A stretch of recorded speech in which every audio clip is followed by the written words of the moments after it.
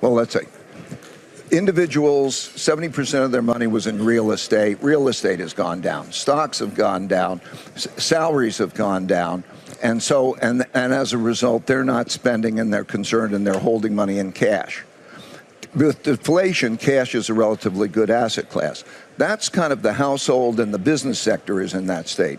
At the same time, you have the government sector is a problem because most of the government spending, 83% of government spending, is spent by local governments. Those local governments got their money by selling land for real estate. Okay, there are no land sales, and they borrowed a lot of money, and those that they borrowed the money don't get paid.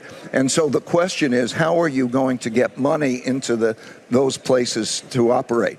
It's a situation that's more challenging than Japan in 1990. It needs a restructuring in order to be able to do that. And then there's also the question is the property values, the property ownership. Is it respected?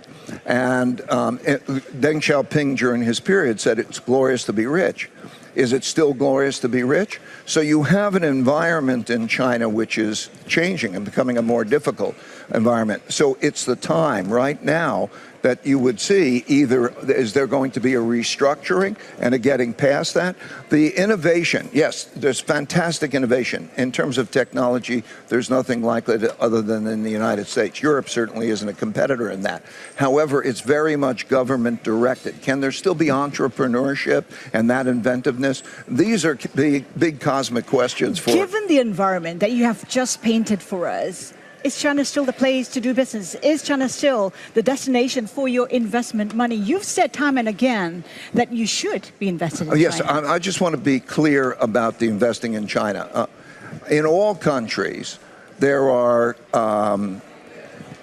cycles and ups and downs and so on. And in no country should you invest so much money that it becomes a dominant portion of your portfolio. So in China, I still invest in China. The question is the size of the investment and how that investment is structured.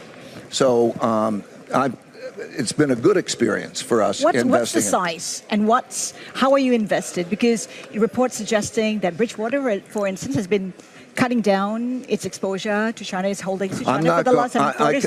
It's not my place to talk about Bridgewater's exposure. That's fine, but how do you see investing in China? I see investing in China as largely a very attractively priced place that now has a lot of questions regarding the issues that I've just referred to. In other words, the economic issues and the political issues regarding property rights and whether it's still glorious to be rich and how that'll work. Therefore, there's a small percentage of our portfolio which is in China and will stay in China, through this process.